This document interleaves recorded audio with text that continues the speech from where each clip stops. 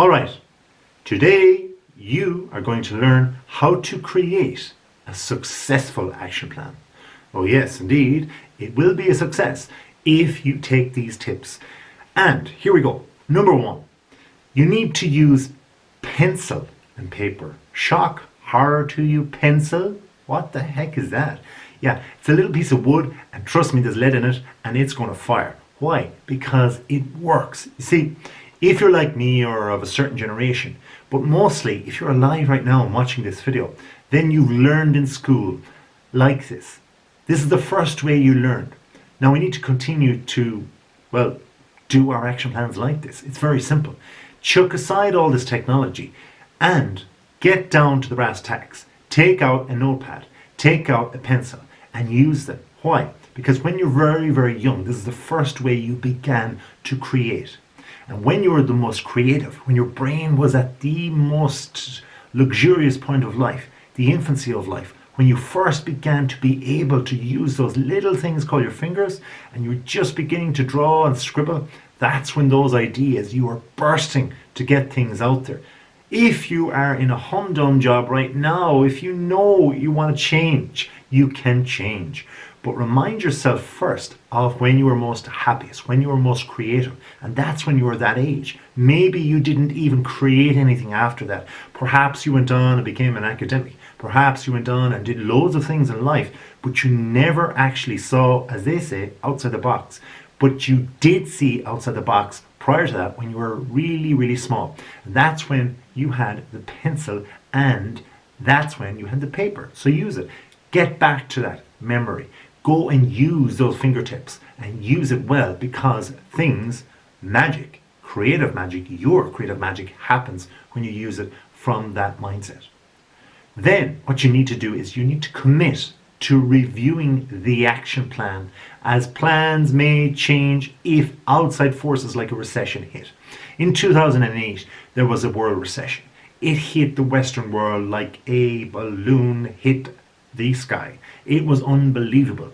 So things happened and the ball went rolling the wrong way. Those knock-on effects affected a lot of people. It was unforeseen by many people. There was jobs lost, there was careers changed, there was relationship breakups, there was huge things happening, and for years afterwards these things continue to happen.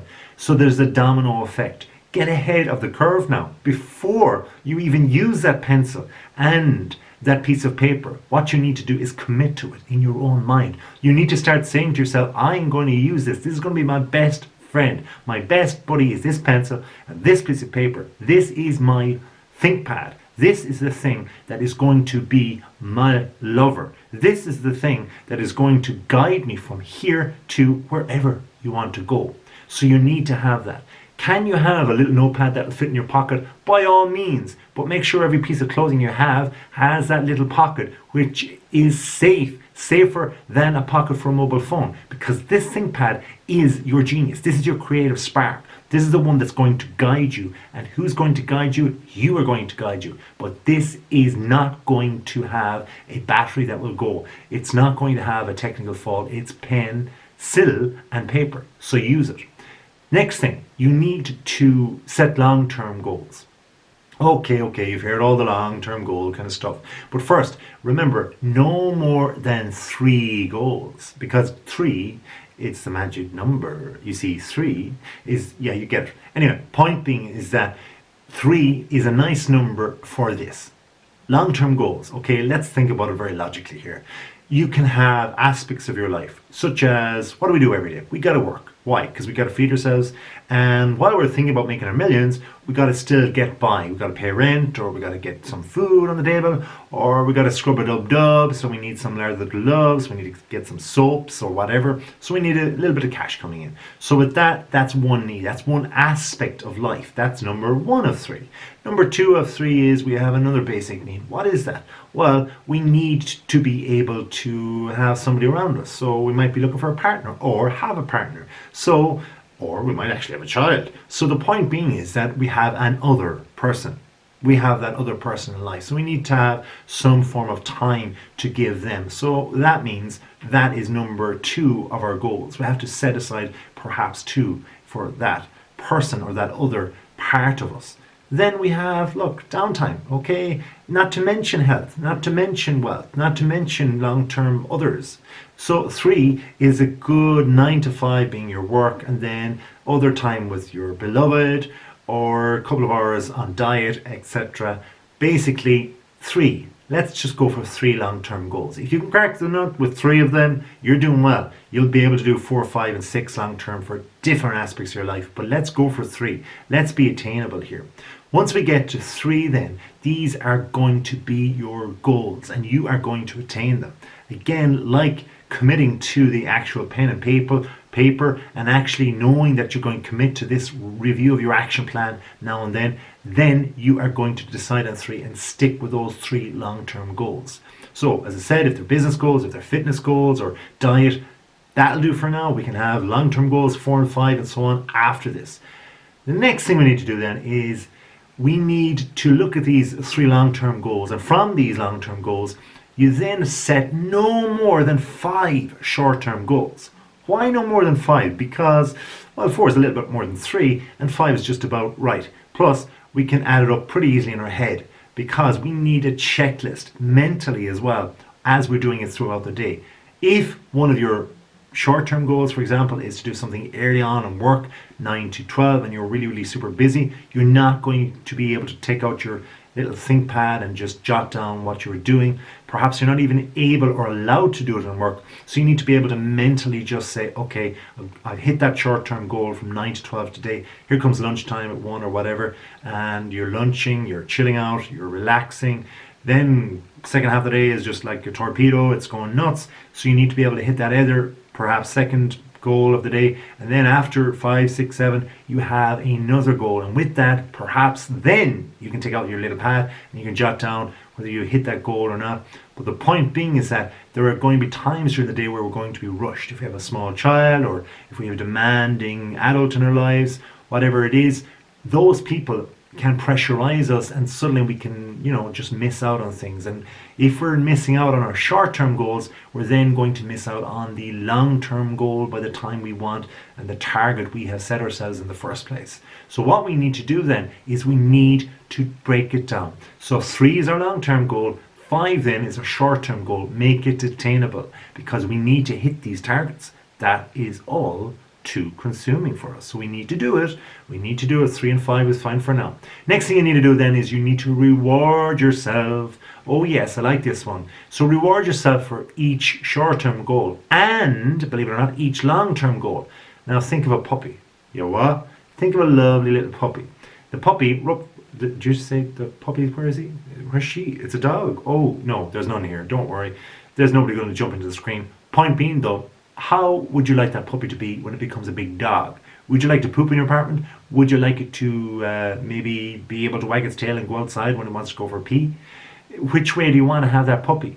Your mind can be the puppy. So now is the time to reward yourself in the right way. How are you going to reward yourself if you're losing weight, for example?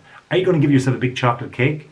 That's a bit defeatist if your short-term goal is actually to lose weight over maybe a week and that's your short-term goal. That's not going to be too profitable. After losing like 2 pounds, you're putting on 1. Come on, really? Why not just reward yourself with something different? Perhaps a trip to the cinema, a trip to the movies. Oh yeah. Maybe look at some cool stuff in the movies, or maybe go for some fun ride in somebody's Jaguar, like somebody who has loads of money. You will have that money soon if you keep to your goals, short term and long term. So remember the goals. If you're rewarding yourself for short term, you need to see what's going on longer down the line.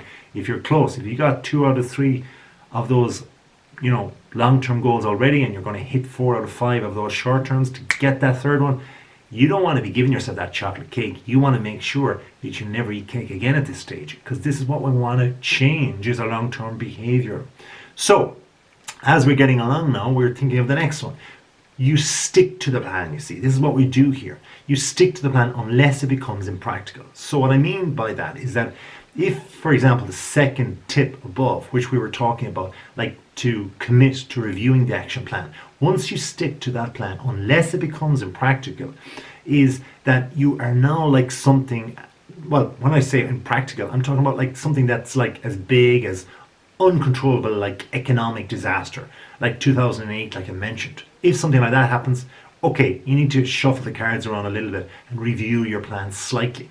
Not everything in your plan, certainly if you're talking about weight loss or exercise or something like that, not everything in your action plan is going to change, but certainly the knock-on effects from economic things might change your work type of ethic or your work type of aims and so on. So we need to actually shuffle that around only if external factors come in. Then you need to reach out. Reach out to help or for help. If you reach out for help or to help, either way, you're going to start networking. Let's take the example of reaching out for help.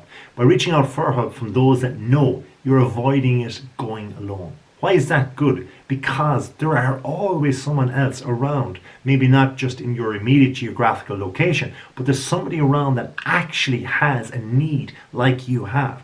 The internet has millions and billions of people. Use them. There has to be one other that isn't competing with you, that might be a business person, for example, but isn't in the same geographical region. You can find them. There's forums, there's web pages and so on. Get them. Go out there and do not go it alone. Why? Anyway, we're nearly there. We're talking about, having someone in life who's your sounding board, you're confident. So someone who cares.